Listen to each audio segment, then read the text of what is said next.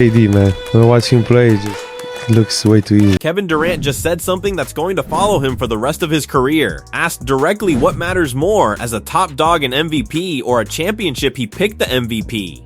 Not hesitated, not hedged, picked it outright. So let's break down why Kevin Durant just handed his critics the exact argument they've been waiting years for. The quote itself, Kevin Durant appeared on a recent podcast and was asked a simple, direct question. As the top guy on a team, what's more valuable, an MVP or a championship ring? His answer was clear. He argued that since only one MVP gets handed out per year, and it's a smaller, more exclusive club than champions, it actually carries more individual weight. Durant turns, fires, count it, and looks early on here this season after retiring in the middle of last season. Durant over two, that's no matter. Out to Durant, the miss by Cousins. Good defense by Bogdanovic, but a better. Durant double team, finds an opening and knocks it down. Durant. He specifically pointed out that a championship is a team accomplishment shaped by variables outside any one player's control, while an MVP reflects something closer to full personal control over the outcome. That answer immediately set off a wave of pushback across the basketball world, and the criticism isn't really about the logic of the statement itself. It's about who's saying it. Yes, over Thompson. The lead is down to 4, and Steve Kerr takes a timeout. Numbers and now Durant off the window. 2 days before his 19th birthday, since he's done it. I think the first time through the league is going to be intimidating. Going back to work on V. From the corner, good again. Rolling it inside. KD. That's a dramatic. Nick Kev, 3 boards apiece. Durant back, arcs the baseline, fade away, and hits it off. For Makovic, you got a 1-point lead, 5 seconds to go. Durant, left lane line, pops one up from 10. Are you serious? Giving Durant his due before diving into the criticism, it's worth being fair about what Durant actually is on the court. One of the most versatile, unguardable scorers this league has ever produced. Few players in NBA history can score from as many spots on the floor as effortlessly as he can. He's a 4-time scoring champion, a 2-time NBA champion, a 2-time Finals MVP, a regular season MVP. Tried to get it to Durant early in transition, but Finney Smith was right on him, but it doesn't matter. Gets a touch. Barton there defensively. Durant gets the step, the fade. An early morning arrival, but a couple of days off before they crank it back up against. Moving his feet. Durant, you know, sometimes you move your feet. Comparing him to LaMelo, he might. He said, "You can blame me. Don't blame my wife for that." He told the media he's to blame for that. It's Durant. Good thing, great community involvement. A lot of people in need. A 12-time All-NBA selection, a former Rookie of the Year, and a 16-time All-Star. By almost any statistical measure, this is a top-tier, first-ballot Hall of Fame or some, and yet, in most all-time rankings, he consistently lands just outside the conversation for a true top 10 spot, which is exactly where this controversy actually starts. KD working against Bridges. Durant gets a touch way outside. Durant working his way in. Durant on the move. Backing down Cunningham, fades and hits. High for Hood. 15 rebounds against his former club. Durant looks to muscle in on Wade, gets to the baseline, and gets the... Lakers have a foul. The how you won it problem, the criticism of Durant's championships has never really been about whether he won, it's about the circumstances. He left a genuinely good Oklahoma City team to join a Golden State roster that had just won 73 regular season games and produced the league's first unanimous MVP. His former team then came back from a 3-1 deficit to eliminate the very roster he departed. Against Gary Trent Jr. at the elbow, just in his territory, and Durant back to the basket. Murphy the third defending. Finney backs down on the turnaround, just raising up. Into the glass, offensive rebounds.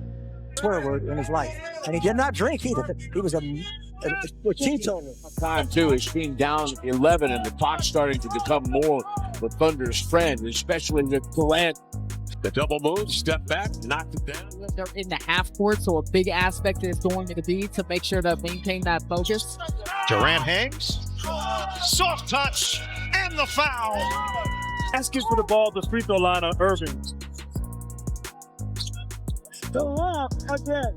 He is a little lean back, created some separation with his long arms, able to get it off. And one of the most talked about collapses in NBA history, the counterfactual is what stings the most. Had Durant stayed in Oklahoma City and eventually broken through for a championship there, this entire conversation likely doesn't exist. Instead, critics argue that joining an already historic team fundamentally changes how those two championships get remembered. Is the MVP even a fair comparison? Here's where the actual substance of Durant's argument gets challenged. The MVP award has long been criticized as one of the most inconsistent, media-driven honors in the sport. The criteria shifts constantly depending on the voting body, narrative trends, and even voter fatigue towards certain players. It's entirely possible to be the best player in the league in a given season and simply not win because the story around another player was more compelling to voters that year. That inconsistency is part of why so many legends have publicly dismissed the award's importance relative to winning it all. Dirk Nowitzki has said outright that individual awards mean nothing compared to championships. Giannis Antetokounmpo has said he didn't want to be called an MVP again until he'd actually won a title. Joel Embiid has said he'd trade his MVP for a championship ring without hesitation. That list extends further. Several Hall of Famers across NBA history have echoed the same sentiment when asked directly. How history actually remembers players, there's a broader argument here about legacy and memory. Ask a casual fan how many championships Michael Jordan, Kobe Bryant, Magic Johnson, or Larry Bird won, and the answer comes instantly. Ask that same fan how many MVPs those same players won, and there's usually a pause. Championships tend to stick in the public's memory in a way individual awards simply don't. Winning a title also has a way of elevating players into conversations they might not otherwise be part of. Role players who happen to be on championship rosters get remembered fondly for decades, sometimes disproportionately to their statistical impact, simply because they were part of a winning team at the right moment. Championships add a kind of career value that raw stats and individual hardware often can't replicate. Why this feels personal for Durant. The read from critics is straightforward. Durant is drawing this distinction now because he's aware of where he currently sits in most all-time rankings.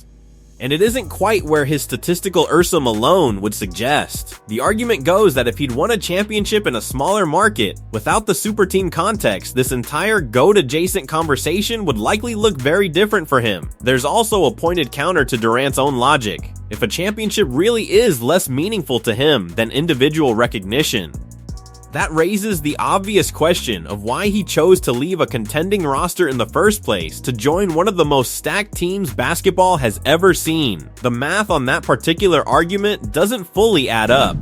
What actually separates winning it all, the deeper counterpoint to Durant's framing, is that winning a championship genuinely requires a level of sustained greatness that MVP voting simply doesn't measure. Postseason adjustments, health, matchup problem solving, and elevating performance against the best competition over and over across multiple rounds. Regular season dominance and playoff dominance are related, but they aren't the same skill. That's part of why historically dominant regular season teams that fall short in the playoffs are almost never remembered as truly the greatest, regardless of how gaudy their regular season numbers were. The postseason gets weighted differently in how history remembers a team or a player, a pattern that shows up again and again across NBA history whenever a dominant regular season squad comes up short in June. At the end of the day, this isn't really a debate about which award is objectively harder to win statistically. It's a debate about legacy, memory, and what people actually value when they look back on a career decades later. Do you think Kevin Durant is right that the MVP deserves more respect than it gets? Or do you think this is really about protecting his own place in the GOAT conversation? Drop your take in the comments. If this take got you fired up, smash that like button, subscribe for more NBA breakdowns, and I'll see you in the next one.